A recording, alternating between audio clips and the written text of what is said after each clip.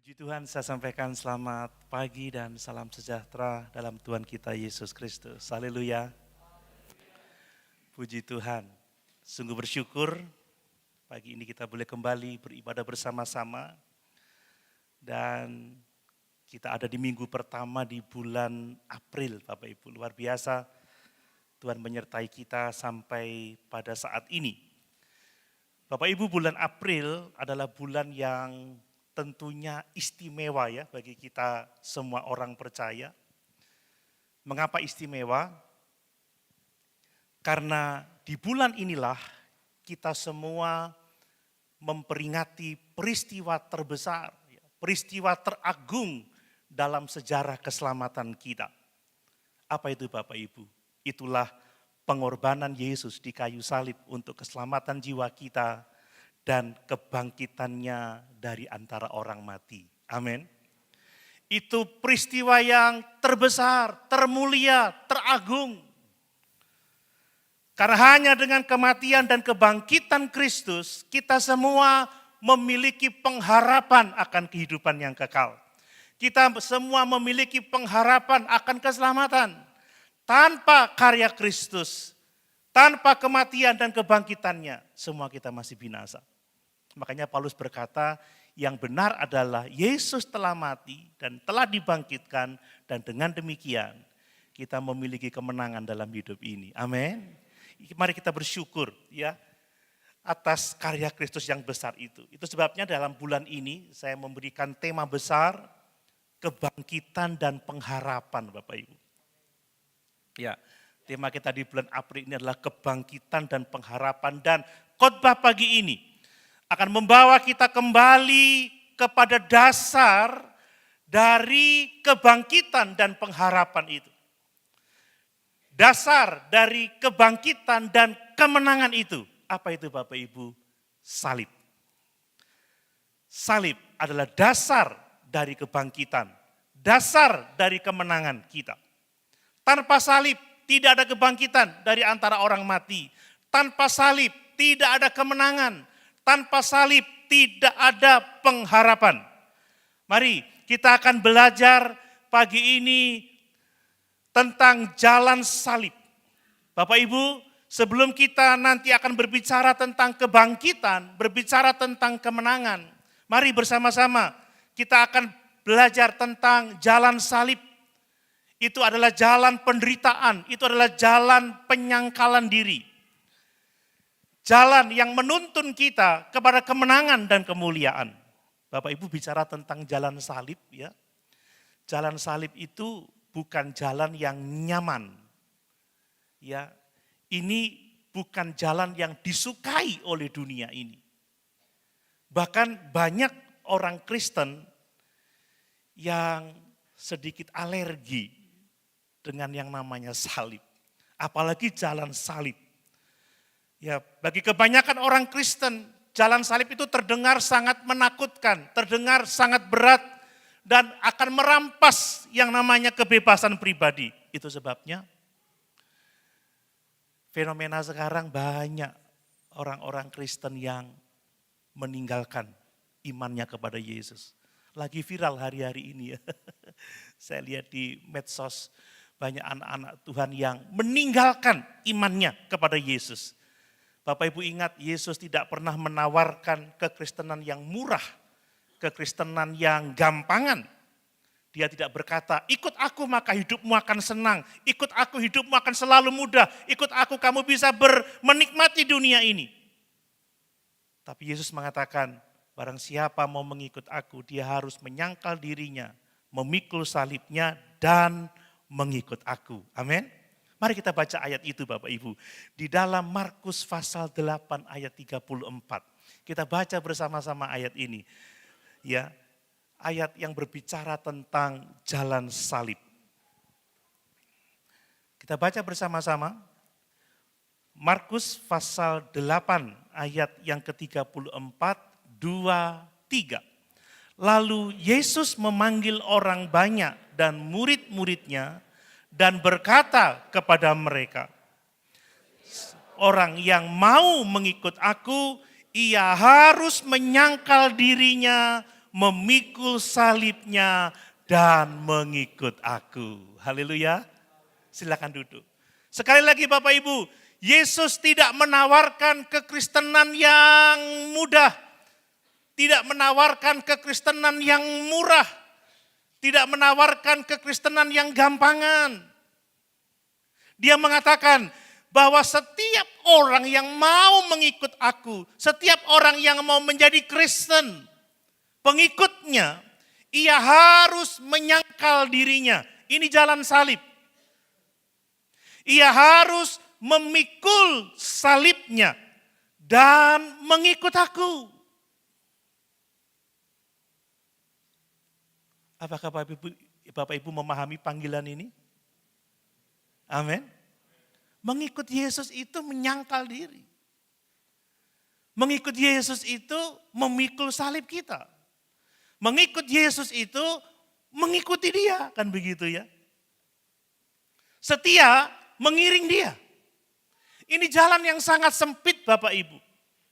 Ini jalan yang menuntut pengorbanan, yang menuntut komitmen yang sangat tinggi. Namun demikian, sekalipun jalan ini sempit, jalan ini susah, jalan ini berat, jalan ini menuntut pengorbanan, jalan salib adalah satu-satunya jalan yang menuju kepada pengharapan yang sejati. Saya mau mengatakan, tidak ada jalan lain. Kalau kita ingin menikmati kebangkitan, kalau kita ingin menikmati kemenangan, kalau kita mau menikmati pengharapan yang sejati, tidak ada jalan lain. Semua kita harus menempuh jalan salib itu. Kalau saudara tidak mau menempuh jalan salib, kita tidak akan menikmati kemuliaan. Lihat, barang siapa atau setiap orang yang mau mengikut aku, tidak ada jalan lain selain ia harus menyangkal dirinya, kata Yesus. Selain dia harus memikul salibnya dan mengikut aku dengan setia. Mari pagi ini saja kita merenungkan setidaknya 3 hal. Yang pertama, apa sih artinya menyangkal diri itu? Bapak Ibu, kita harus tahu persis dan melakukan dengan benar apa arti menyangkal diri itu. Kemudian apa artinya memikul salib? Lalu mengapa jalan salib itu justru adalah satu-satunya jalan menuju hidup yang penuh pengharapan. Ini sangat penting bagi kita. Sekali lagi, ya di bulan April ini kita tidak hanya dipanggil untuk mengenang salib Yesus, tetapi kita dipanggil untuk mengambil bagian dalam salib itu. Supaya apa Bapak Ibu? Supaya kita semua mengalami kebangkitan bersama-sama dengan dia. Amin. Mengalami kemenangan bersama-sama dengan dia. Barang siapa telah mati bersama-sama dengan aku, dia akan dibangkitkan bersama-sama dengan aku. Sebelum kita mengalami kematian bersama-sama dengan Yesus, kita enggak akan pernah mengalami kebangkitan itu. Mari kita melihat ketiga hal ini. Apa artinya menyangkal diri? Apa artinya memikul salib dan mengapa? Justru jalan salib adalah jalan menuju kepada hidup yang penuh pengharapan. Yang pertama, apa arti menyangkal diri? Bapak Ibu, menyangkal diri itu berarti bahwa kita ini menyerahkan seluruh kehendak pribadi kita kepada Kristus. Ini yang namanya menyangkal diri. Menyerahkan kontrol hidup kita kepada Yesus. Ya, barang siapa atau setiap orang yang mau mengikut aku, dia harus menyangkal dirinya. Ini arti menyangkal diri, menyerahkan kehendak kita kepada Yesus, menyerahkan keinginan-keinginan kita kepada Yesus dan memutuskan untuk menyerahkan kendali seluruh hidup kita kepada Yesus. Apakah Bapak Ibu hidup menurut keinginan diri sendiri atau menuruti Yesus? Kalau Bapak Ibu sudah belajar untuk hidup menurut pimpinan Yesus, Bapak Ibu sudah menyangkal diri. Tapi kalau kita masih terus hidup menuruti keinginan diri sendiri, ambisi pribadi, kepentingan pribadi, kita belum menyangkal diri dan kita belum ada di dalam jalan salib itu. Nah, ada beberapa hal tentang menyangkal diri. Bapak Ibu, menyangkal diri tidak berarti bahwa kita ini menyangkal identitas kita. Kita menyangkali siapa diri kita yang sebenarnya. Sama sekali tidak. Menyangkal diri bukan menyangkal identitas kita, tetapi menyerahkan kendali hidup kita kepada Tuhan.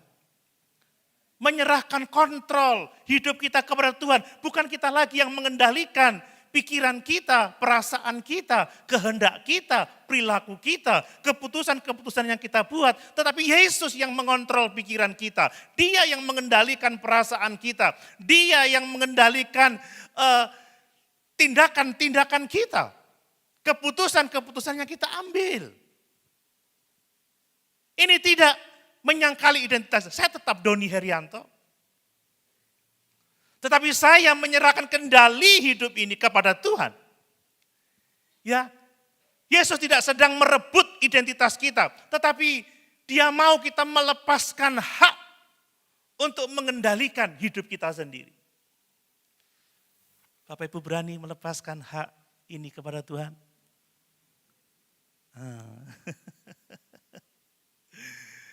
Tidak gampang ya, makanya ada banyak orang yang meninggalkan iman. Gak enak ya, jadi Kristen gak iso ngene, gak iso ngono. Gak bebas.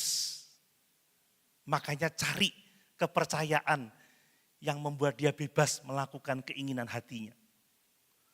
Atau sama sekali memilih untuk tidak bertuhan. Sekali lagi, sebelum kita menyerahkan kendali hidup kita sepenuhnya kepada Yesus, kita nggak akan bisa menjadi pengikut yang sejati. Nah, menyangkal diri juga berarti, Bapak Ibu, kita tidak menuruti keinginan daging. Kalau kita lagi marah, kecewa, putus asa, kita tidak menuruti kemarahan itu, kita menyerahkannya kepada Yesus. Kita mau mengampuni, kita mau dilepaskan dari segala bentuk kedagingan itu.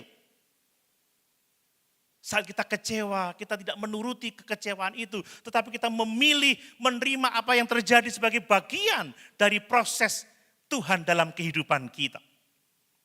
Saat kita marah, kita memilih untuk diam dan tidak mengikuti kemarahan itu, tetapi mengikuti nasihat Yesus untuk mengampuni, untuk menerima orang lain seperti Yesus sudah menerima kita. Menyangkal diri berarti kita mengatakan tidak terhadap ego kita, ambisi pribadi kita, kenyamanan-kenyamanan hidup di dunia ini yang bertentangan dengan kehendak Allah. Bapak Ibu, seringkali kita ini lebih memilih kenyamanan sekalipun itu bertentangan dengan kehendak Allah. Tetapi orang yang menyangkal diri lebih memilih Yesus sekalipun hidupnya banyak mengalami ketidaknyamanan. Amin. Amin. Ini menyangkal diri Bapak Ibu. Saya melihat dalam bahasa aslinya ya, kata menyangkal diri itu berasal dari kata arneomai.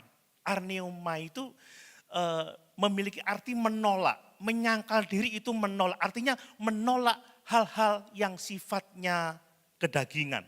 Menolak ambisi pribadi, menolak keinginan daging.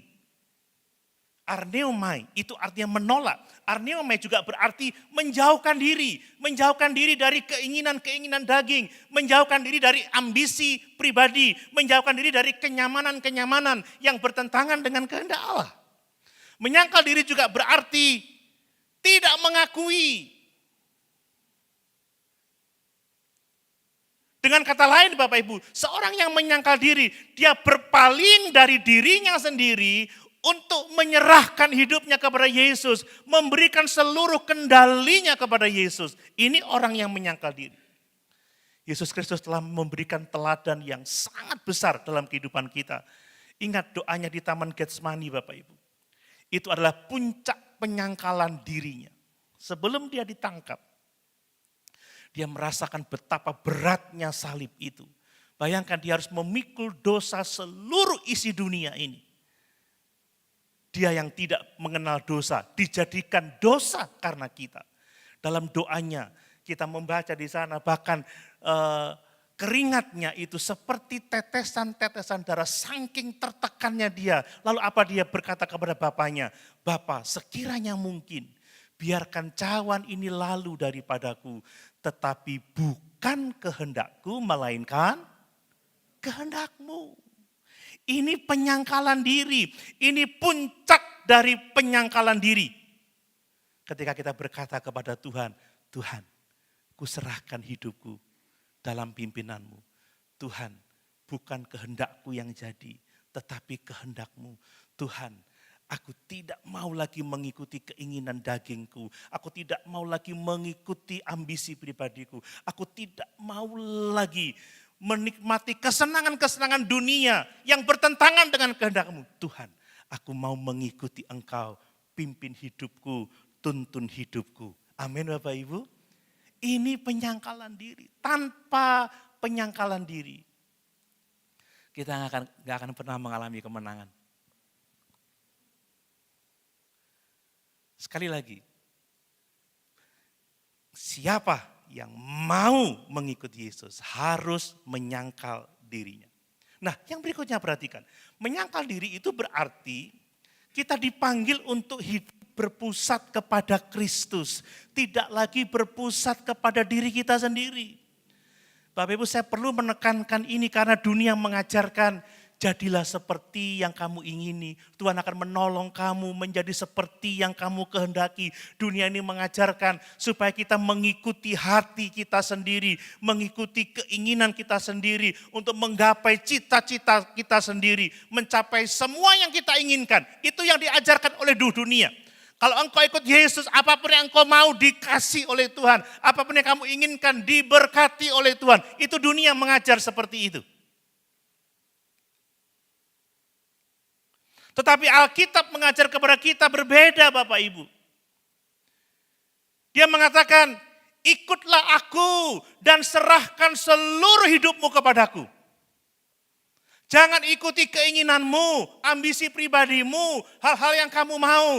Tapi ikutlah aku. Ikutlah kehendakku. Itu panggilan dari Tuhan Yesus. Tidak berpusat lagi kepada diri kita, tetapi berpusat kepada Yesus. Jadi menjadi pengikut Yesus yang sejati itu artinya Bapak Ibu, kita tidak lagi hidup untuk diri kita sendiri, tetapi hidup untuk Kristus yang sudah menyerahkan dirinya bagi kita. Ini kekristenan yang sejati. Ini yang harus kita hidupi dalam pengiringan kita kepada Tuhan. Coba Galatia 2 ayat 20. Ini dijadikan lagu ini ya, Galatia pasal 2 ayat 20. Perhatikan firman Tuhan itu. "Namun aku hidup, tetapi bukan lagi aku sendiri yang hidup, melainkan Kristus yang hidup di dalam aku. Dan hidupku yang kuhidupi sekarang ini di dalam daging adalah hidup oleh iman dalam Anak Allah yang telah mengasihi aku dan menyerahkan dirinya untuk aku." Bapak Ibu, coba kita bertanya kepada diri kita sendiri.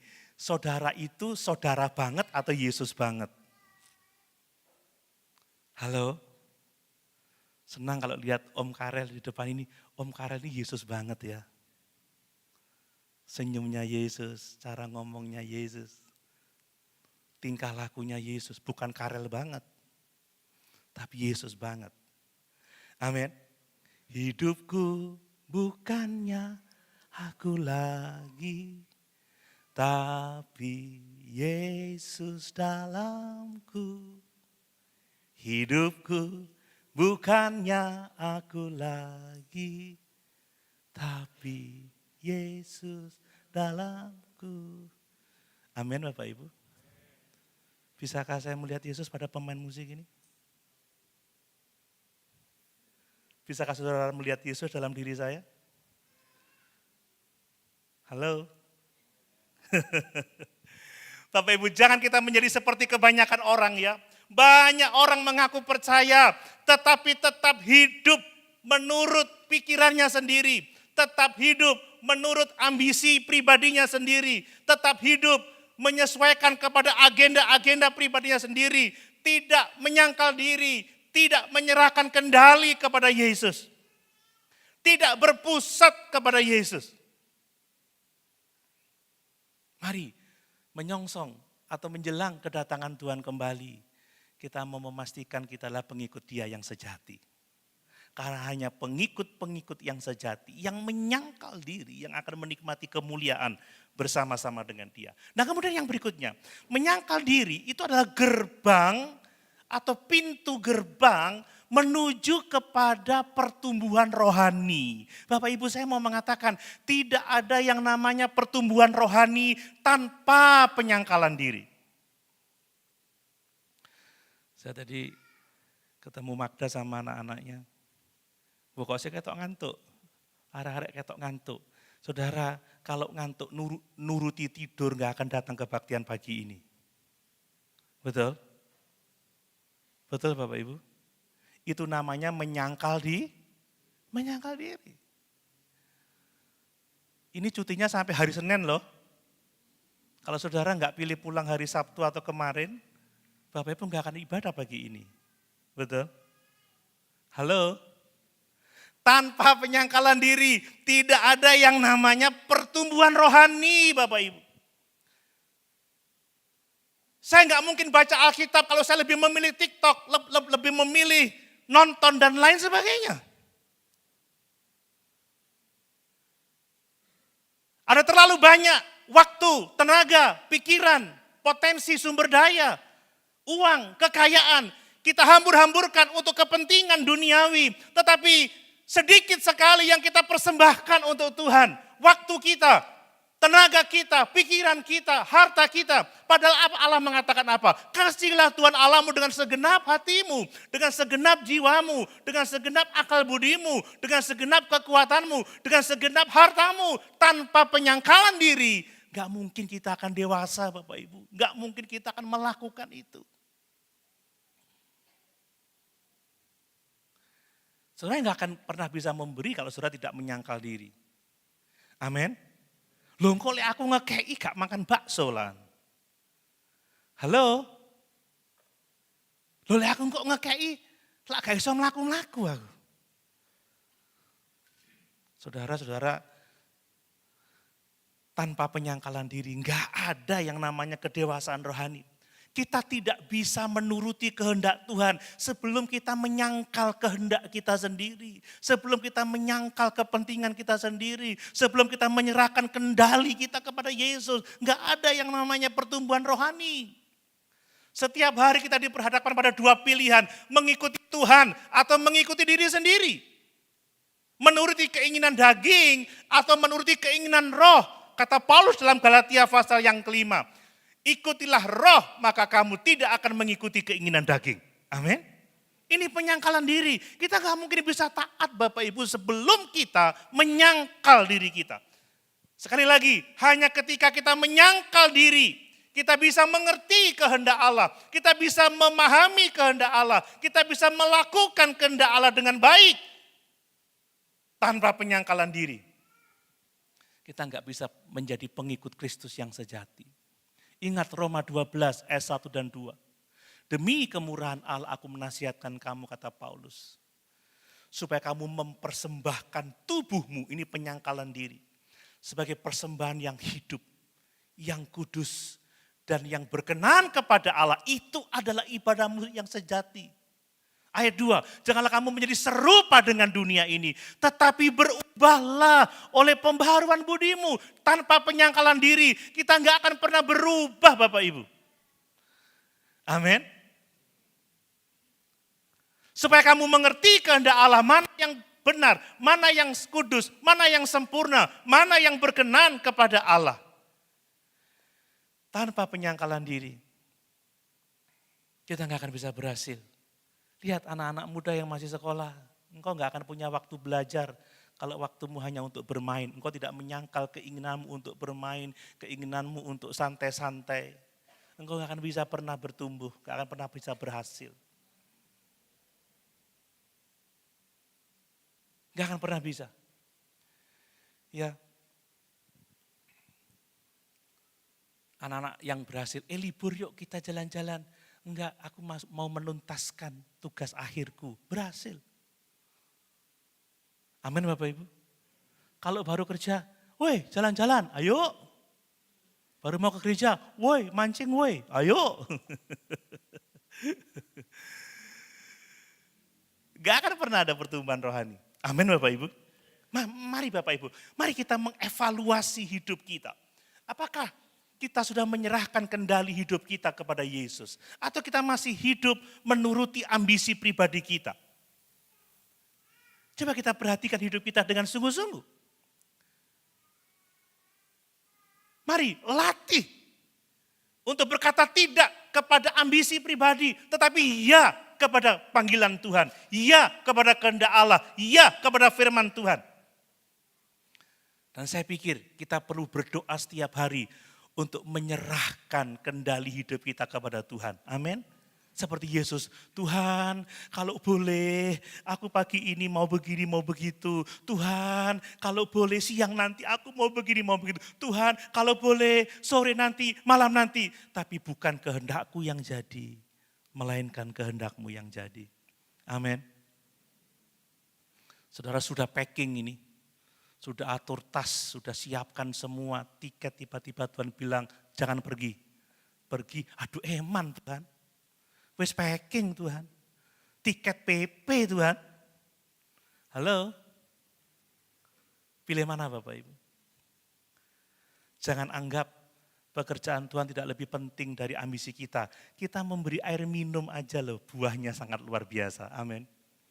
Barang segala sesuatu yang kamu lakukan untuk orang yang lemah ini, engkau telah melakukan itu untuk aku. Saya senang tadi tamborin masih bisa melayani. Kalau enggak menyangkal diri enggak bisa Bapak Ibu. Amin. Tak puji juga lah biar tidak marah. Kalau enggak nyangkal diri enggak bisa main. Amin. Saudara kalau enggak nyangkal diri enggak ada di tempat ini. Mari belajar. Belajar menerima rasa sakit. Ya, belajar menerima penderitaan karena menyangkal diri. Karena hanya dengan menyangkal diri, Bapak Ibu, kita akan sampai kepada salib itu. Salib tidak dimulai dari paku, dari kayu salib.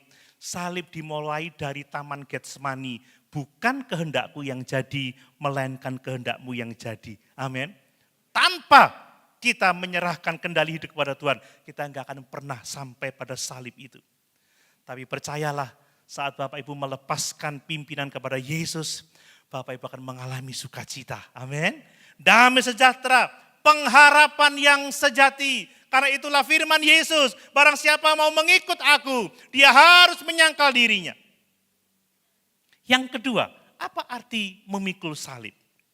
Bapak Ibu, memikul salib itu artinya bahwa kita itu rela menderita atau kita bersedia menderita karena kesetiaan kita kepada Yesus.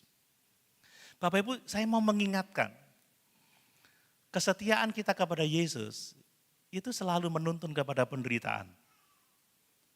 Loh, lah sepi amin. Kenapa murid-murid matinya martir Bapak Ibu? Karena setia kepada Yesus. Kenapa mereka hidupnya menderita, teraniaya, ditolak, dibenci, dipersekusi kan begitu bahasa sekarang. Sampai kematiannya untuk Yesus. Kenapa? Karena kesetiaannya kepada Yesus. Jadi kita tidak mungkin dapat terus setia kepada Yesus kalau kita tidak bersedia menderita karena kesetiaan kita kepada Yesus. Ingat mengikuti Yesus itu tidak gampang. Ditolak, dianiaya, dibenci, dijauhi. Ya, bahkan ketika kita mengikuti prinsip-prinsip kebenaran firman, kita berbeda dari dunia, kita pasti dibenci. Nah kalau kita tidak mau menderita karena kesetiaan kita mengikuti Yesus, kita nggak akan mungkin menjadi pengikut Kristus yang sejati. Dia mengatakan, barang siapa atau setiap orang yang mau mengikut aku, dia harus memikul salibnya. Bapak Ibu, salib itu adalah simbol ketaatan. Salib bukan hanya sekedar simbol penderitaan. Salib itu adalah simbol ketaatan. Pada zaman Yesus, salib itu menunjuk kepada penderitaan, menunjuk kepada kehinaan, menunjuk kepada kematian yang sangat-sangat mengerikan. Maka ketika Yesus berkata, "Pikulah salibmu." Dia sedang mengatakan, mari kita rela menderita dalam kesetiaan kita kepada Allah. Amin. Kenapa Yesus disalib Bapak Ibu? Bukan karena dosanya. Bukan karena kesalahannya, bukan karena kejahatannya, tetapi karena ketaatannya kepada Bapaknya. Jangan menderita karena kesalahan sendiri, jangan menderita karena kebodohan, tapi menderita karena kita mentaati Yesus, karena kita setia kepada firman-Nya, karena kita setia mengiring Yesus. Sekali lagi, Yesus tidak disalib karena alasan-alasan yang lain, tetapi karena kesetiaannya kepada Yesus. Saya mau mengatakan, mengikut Yesus sangat beresiko. Resikonya adalah penderitaan sampai kepada kematian. Apakah siap mengambil resiko untuk Yesus?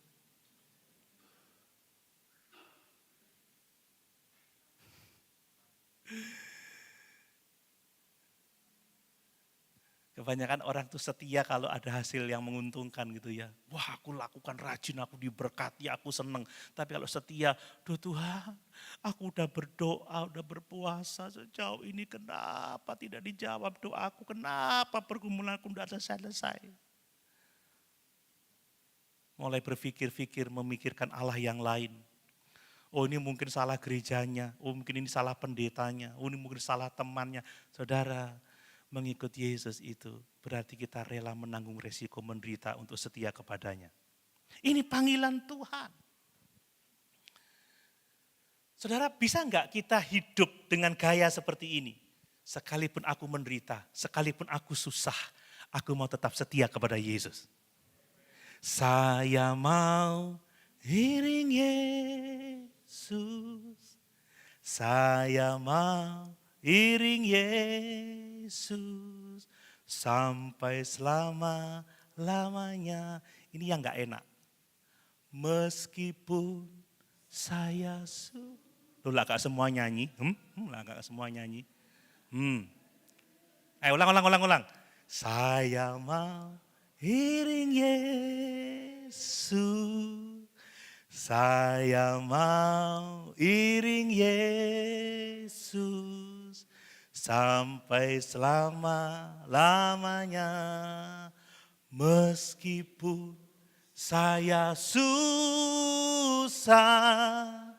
menderita dalam dunia, saya mau iring Yesus sampai selama-lamanya. Ini yang namanya pikul salib Bapak Ibu. Wah, di Eklesia pelayanan susah. Pindah. Nanti kalau mengikut Yesus susah, pindah ke lain hati. Mari kita belajar setia memikul salib. Amin Bapak Ibu. Ya. Rela menderita karena kesetiaan kepada Yesus. Dalam Filipi 1 ayat 29 Paulus berkata, sebab kepada kamu dikaruniakan bukan saja untuk percaya kepada Kristus, melainkan juga untuk menderita untuk Dia. Coba ditampilkan Filipi 1 ayat 29. Filipi pasal 1 ayat 29. Inilah panggilan kita dalam mengikut Yesus ya. Sebab kepada kamu dikaruniakan bukan saja untuk percaya kepada Kristus, melainkan juga untuk menerima, untuk menderita untuk Dia. Amin. Bapak Ibu suka menerima hidup yang kekal? Suka menerima penderitaan karena Kristus? Nah, mulai kurang. Ini kekristenan yang tulen Bapak Ibu. Makanya banyak orang pindah ke lain hati. Tapi saya percaya kita setia sekalipun kita menderita. Amin. Kemudian Bapak Ibu, memikul salib itu adalah panggilan untuk kita setia atau bertahan di dalam kesetiaan kita. Kenapa saya mau menegaskan ini Bapak Ibu? Saya mau berbicara bahwa ada harga yang harus kita bayar untuk mengikut Yesus secara sungguh-sungguh. Dan harganya tidak murah, sangat mahal. Ditinggalkan oleh teman-teman kita karena kepercayaan kita kepada Yesus. Mengalami perlakuan buruk, ketidakadilan. Karena nilai-nilai hidup kita berbeda. Kita dipandang aneh, dipandang gila mungkin. Seperti Nuh ketika dia membangun bahtera di tanah kering, di mana tidak ada pernah hujan pada waktu itu. Wow, ini harga yang sangat mahal. Harus menyangkal kesenangan dosa, harus menyangkal ambisi pribadi, dan setia melakukan kebenaran Yesus Kristus. Tapi sekali lagi Bapak Ibu, harga yang harus kita bayar ini, di balik penderitaan yang harus kita alami, ada kemuliaan kekal untuk kita. Amin. Kata Paulus, penderitaan yang kita alami sekarang ini tidak dapat dibandingkan dengan kemuliaan yang akan kita alami nanti di dalam kerajaan sorga. Bapak Ibu pandang kemuliaan itu. Ingat kata Paulus, darahku sekarang mulai dicurahkan sebagai persembahan untuk ibadahmu. Kematianku sudah dekat. Tetapi sekarang telah tersedia bagiku mahkota kebenaran. Tidak hanya bagiku, tetapi bagi semua orang yang merindukan kedatangannya. Paulus mengatakan kalau kita menderita bersama-sama dengan Yesus, kita pun akan dipermuliakan bersama-sama dengan Yesus. Amin. Coba tampilkan Roma 8 ayat 17. Roma pasal 8 ayat 17. Ya, perhatikan firman Tuhan itu. Dan jika kita adalah anak, maka kita juga adalah ahli waris. Maksudnya orang-orang yang berhak menerima janji-janji Allah, yang akan menerimanya bersama-sama dengan Kristus. Yaitu jika kita menderita bersama-sama dengan Dia, supaya kita juga dipermuliakan bersama-sama dengan Dia. Amin. Bapak Ibu, seringkali kekristenan diberitakan secara tidak lengkap. Ikut Yesus senang, ikut Yesus bahagia, ikut Yesus dilepaskan, mengalami kebebasan. Benar, itu tidak salah, tetapi belum lengkap. Ikut Yesus juga berarti bahwa kita harus rela menderita bersama-sama dengan Dia. Karena hanya dengan penderitaan itu, kita akan dimuliakan bersama-sama dengan Yesus. Yang berikutnya, setiap orang itu Bapak Ibu punya salibnya sendiri-sendiri. Salib yang harus saya pikul tidak sama dengan salib yang harus Bapak Ibu pikul. Berbeda Bapak Ibu ya. Yesus tidak berkata, barang siapa mau mengikut aku, dia harus menyangkal dirinya dan memikul salibku. Tidak, tetapi memikul salibnya sendiri. Memikul salibnya sendiri, sekali lagi. Ini menunjukkan bahwa setiap orang itu punya salibnya sendiri-sendiri. Setiap kita punya tanggung jawab dan panggilan khusus untuk setia dengan penderitaan yang khusus, yang berbeda, sesuai dengan jalur yang ditetapkan Tuhan untuk kehidupan kita. Saya sebagai seorang pemberita firman, saya punya salib saya sendiri Bapak Ibu. Ya, khotbah-khotbah yang seperti ini seringkali tidak disukai, ditolak. Saya harus rela, tidak dipahami. Saya harus rela, tidak disukai. Kan begitu? Ini salib saya. Kalau saya tidak memikul salib saya mau khotbah yang enak-enak saja. Saya mau khotbah yang menghibur saja. Saya nggak perlu menegur, saya nggak perlu menasihati, saya nggak perlu menuntut orang pada kebenaran. Yang penting jemaat senang, gembira, dibangun emosinya, dibangun hidupnya, selesai. Saya punya salib saya sendiri. Saya kalau ngajar Bapak Ibu, saya harus mengajarkan kebenaran. Kadang saya dikatakan salah, sesat dan lain sebagainya. Kemarin saya diundang seminar untuk tema yang sangat sensitif. Saya siap untuk ditolak, saya siap, itu salib saya. Weh, Don sekarang kamu tidak populer lagi karena kamu dianggap gini. Saudara, kalau saya tahu itu firman Allah, saya harus mengajarkannya. Amin.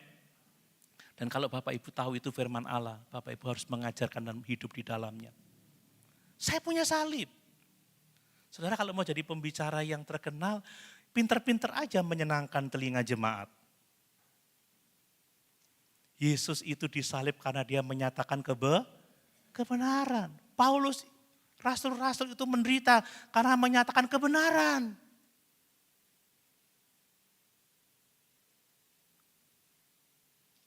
Ada yang ngomong, khotbah mek ngono-ngono tok. Lah memang ini firman Tuhan, Saudara ya. Sing ngono-ngono tok ae angel dilakoni, Saudara ya. Haleluya Bapak Ibu. Nah, Bapak Ibu punya salibnya sendiri juga. Masing-masing. Kadang sebagai seorang istri, ada yang suaminya belum beriman. Ada yang suaminya beriman, tetapi karpe dibi. Suaminya Kristen, tapi sembahyang ngajak enggak kan begitu. Punya salib sendiri. Boy, ada yang punya suami yang sangat baik, tetapi anak-anaknya kan banyak salib masing-masing. Ada seorang suami yang sangat setia melayani Tuhan, tapi istri ini, cerewetnya enggak ketulungan. Pelayanan setiap hari, mau jadi apa kamu? Jadi pendeta sana sekalian. Lu kan susah, salibnya masing-masing. Amin Bapak Ibu? Enggak sama. Ada anak-anak, mamanya sangat sayang, papanya galak kan begitu. Halo, setiap kita punya salib kita masing-masing. Setiap pikul salib, relalah menderita karena kita berfokus pada Yesus, mengikuti kehendak Yesus. Jadi pegawai saudara, diajak suap, kok diajak suap? Diajak korupsi, kita nggak mau, dibenci, ya sudah itu salib saudara. Kalau mau ngikut Yesus seperti itu. Sombong, gak gelem duit kon ya. Gelem duit halal, kan mana saudara ya. Tak kei 1 juta kurang tak, 5 juta. Enggak, 10 juta. Awal ngomong-ngomong ya, gak tak naik jabatanmu. Enggak apa-apa, saya mau iring Yesus. Amin Bapak Ibu. Halo. Memikul salib bukan soal perkara-perkara spektakuler. Enggak Bapak Ibu. Tapi soal kesetiaan kita kepada Yesus dalam kehidupan sehari-hari ini. Ya, saya pernah memberitakan khutbah ya di satu tempat. Terus ada yang lebih tinggi dari saya posisinya bilang seperti ini. Wes aja diundang maneh pengkhotbah seperti ini, wes suwe. Kau nak lucu nih, gitu saudara. Itu salib saya Bapak Ibu. Tapi saya setia saja memberitakan Injil karena itu panggilan saya. Amin. Siap pikul salib?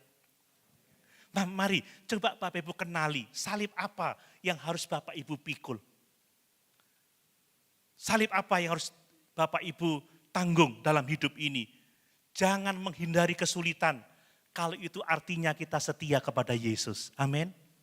Jangan hindari tantangan Bapak Ibu. Ada seorang ibu yang kalau mau ke gereja itu dilempar celurit saudara. Dipukul tapi tetap setia. Dia pikul salibnya dan dia setia sampai hari ini. Saya senang ada melihat ibu-ibu yang sakit, jalan aja susah, tapi setia bergereja. Dia memikul salibnya, saudara. Amin. Ada yang harus jalan jauh, harus bangun pagi untuk ke eklesia, harus bangun jam 4 pagi. Jam 5 harus sudah berangkat, kalau enggak mau terlambat kan begitu. Tetap pikul salib itu, kalau itu berarti kita setia kepada Yesus. Amin. Melayani diolok, dihina, tidak dihargai, tetap setia. Kalau itu adalah berarti kita melakukan kehendak Yesus. Bapak Ibu, minta kekuatan Roh Kudus. Tuhan, beri kekuatan untuk aku memikul salib ini. Dan lihat salib bukan sebagai beban, tetapi sebagai jalan untuk kita menuju kepada kemuliaan bersama-sama dengan Yesus. Paulus melihat kematiannya sebagai pintu gerbang untuk menuju kepada kemuliaan. Dia mengatakan apa? Bagiku hidup adalah Kristus dan mati adalah keuntungan. Terlebih suka aku menderita, ada dalam kelemahan, karena kuasa Tuhan menjadi sempurna. Justru karena pembenjaraanku, justru karena penderitaanku, orang-orang mendengar Injil, orang-orang diberi keberanian untuk memberitakan Injil, banyak orang diselamatkan, Injil maju, kan begitu. Itu salib. Mari Bapak Ibu, Yesus tidak hanya memikul salib, tetapi dia memikulnya sampai ke Golgota. Dan itulah yang membuahkan keselamatan bagi kita. Pikul salib sampai Tuhan datang kembali. Amin. Supaya kita sampai pada kemuliaan kekal itu. Mari Bapak Ibu, kita mau setia melakukannya. Karena kesetiaan kita hari ini, itu berarti kemuliaan besok hari. Amin. Kesetiaan kita hari ini, itu kemuliaan kekal bersama-sama dengan Yesus dalam kerajaan surga. Hal yang ketiga dan yang terakhir Bapak Ibu, apa artinya mengikut Kristus? Mengikut Kristus itu berarti kita itu hidup bersama-sama dengan Dia menuju kepada kemuliaan. Amin. Kita ini sedang berjalan menuju kepada kemuliaan. Lihat lagu lama itu. Ku berjalan ke Kanaan, ku berjalan ke Kanaan, ku berjalan ke Kanaan, ku berjalan sampai ke Kanaan. Kanaan itu gambaran kemuliaan kekal, gambaran tanah perjanjian. Kita dijanjikan surga. Kita adalah ahli-ahli waris kerajaan surga. Amin Bapak Ibu. Kita sedang menuju kepada kekekalan itu. Kita sedang menuju kepada kemuliaan itu. Jadi mengikut Yesus artinya kita hidup bersama-sama dengan Yesus menuju kepada kemuliaan. Nah, berbicara tentang mengikut Kristus, itu bukan sekedar percaya Bapak Ibu, tetapi kita meneladani Yesus. Amin. Enggak hanya mengaku percaya, banyak orang yang mengaku percaya kepada Yesus, tetapi tidak semuanya meneladani Yesus. Tidak semuanya menjalani hidup seperti Yesus telah hidup. Itu yang kita lihat dalam dunia ini. Jadi mengikut Yesus artinya kita menjadikan Yesus menjadi teladan dalam kehidupan kita. Kita mau memiliki perasaan, pikiran, kehendak Yesus dalam kehidupan kita. Kita mau bertindak seperti Yesus. Menjadikan Yesus sebagai tujuan dalam kehidupan kita. Menghidupi ajarannya, menerapkannya dalam kehidupan kita sehari-hari. Dalam relasi kita dengan sesama. Kita mau seperti Yesus. Kita mau mengambil misinya untuk menjangkau jiwa-jiwa, untuk mencari dan menyelamatkan yang terhilang. Mengikuti Yesus artinya kita meneladani Dia. Amin. Memiliki pikiran dan perasaan Kristus dalam kehidupan kita. Itu kata Paulus dalam Filipi pasal yang pertama. Hendaklah kamu memiliki pikiran, Filipi pasal yang kedua ya. Memiliki pikiran dan perasaan yang terdapat dalam Kristus Yesus. 1 Yohanes 2 ayat yang ke-6 coba kita baca. 1 Yohanes 2 ayat yang ke-6.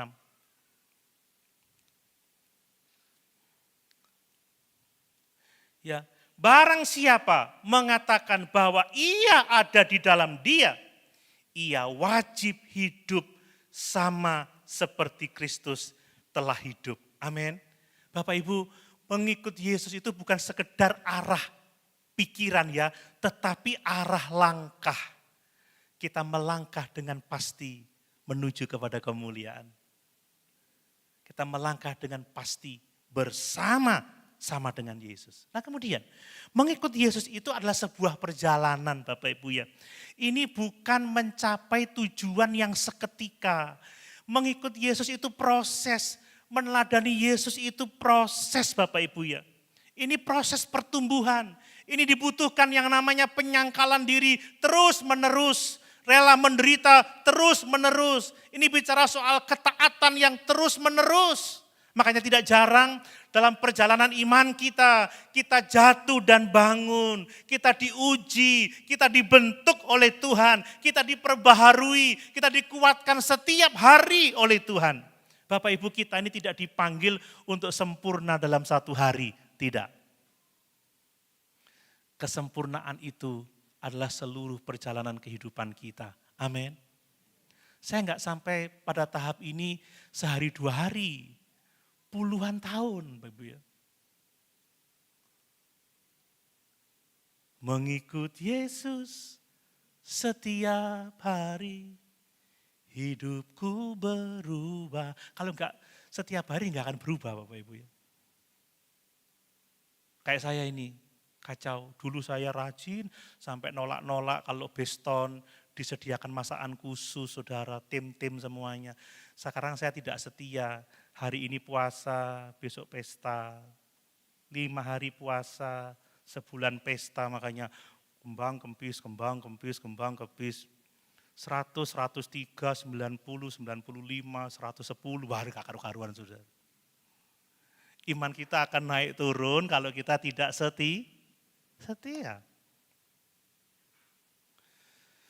Apalagi liburan begini, aduh saudara. Banyak oleh-oleh. Yang dari mana-mana bawa oleh-oleh. Yang sini kremus terus. Haleluya. Yang belum bawa oleh-oleh lapor. Nah, enggak bercanda Bapak Ibu. Biasanya kalau saya ditanya, oleh-olehnya apa? Oleh-oleh kesel. Ya udah istirahat dulu sana. Kan itu. Ya. Mari Bapak Ibu. Sempurna itu tidak semalam, tidak sehari. Tetapi butuh kesetiaan setiap hari. Hidup bersama-sama dengan Yesus. Ia memanggil kita untuk mengikuti jejaknya setiap hari. Berjalan di belakang Yesus. Dan mengikut Kristus itu artinya kita menuju kepada kebangkitan dan kemuliaan bersama-sama dengan Dia. Ingat, Yesus tidak berhenti di salib, tetapi Dia bangkit pada hari yang ketiga. Amin. Tidak berhenti di kematian, tetapi Dia hidup untuk selama-lamanya, memerintah untuk selama-lamanya. Jadi kalau kita mengikut Yesus, kita nggak akan berhenti di salib, nggak hanya akan berhenti di penderitaan, kesukaran, tantangan. Tidak, kita akan mengalami kuasa kebangkitan. Kita akan mengalami yang namanya kehidupan kekal bersama-sama dengan Yesus. Jadi ketika Bapak Ibu menderita, pandang kepada kemuliaan itu. Seperti Paulus, sekarang sudah tersedia bagiku mahkota kebenaran itu. Yang tidak hanya disediakan bagiku, tetapi bagi semua orang yang merindukan kedatangannya. Bapak Ibu, salib itu bagian dari perjalanan. Salib bukan tujuan akhir kita. Kemuliaan kekal, persekutuan kekal bersama-sama dengan Allah. Itulah tujuan akhir kita. Salib itu bagian dari proses. Amin. Menyangkal diri, bagian dari proses, memikul salib, meneladani Yesus, ujung-ujungnya adalah kemuliaan kekal bersama-sama dengan Yesus. Bapak Ibu, penderitaan yang kita alami sekarang ini menuntun kita kepada kemuliaan bersama-sama dengan Yesus. Yesus tidak sedang menuntun kita kepada kehancuran, sekalipun kita melihat penderitaan hari-hari ini, tapi Dia sedang menuntun kita kepada kemuliaan kekal. Mari periksa arah perjalanan saudara. Apakah saudara sedang mengikuti Yesus atau sedang mengikuti diri sendiri? Apakah Bapak Ibu Saudara sedang menuju kepada kemuliaan atau sementara menuju kepada kehancuran? Perhatikan baik-baik, tetapkan hati untuk setia mengikuti Yesus. Sekalipun sulit, sekalipun ada penderitaan, jangan pindah ke lain hati seperti yang kita lihat hari-hari ini. Jadikan Yesus sebagai pusat kehidupan kita, tujuan kita, dan percayalah setiap langkah kita bersama dengan Yesus itu mendekatkan kita kepada kemuliaan yang kekal. Mendekatkan kita kepada mahkota kebenaran itu Bapak Ibu. Mari Bapak Ibu yang dikasih oleh Tuhan. Mengikut Yesus artinya menyangkal diri. Hidup bukan untuk kehendak sendiri, tapi hidup untuk kehendak Kristus. Mengikut Yesus berarti memikul salib, sedia menderita, bukan karena kesalahan, bukan karena dosa, pelanggaran kita. Tapi kita siap menderita karena kita setia mengikut Yesus. Menderita karena Kristus. Dan mari kita mengikut Kristus. Kita berjalan bersama-sama dengan Dia, meneladani Dia. Sampai kita tiba pada kemuliaan kekal. Jalan salib adalah jalan yang menuju kepada kebangkitan, jalan yang menuju kepada kemenangan, jalan yang menuju kepada pengharapan. Amin. Sama-sama kita berdiri.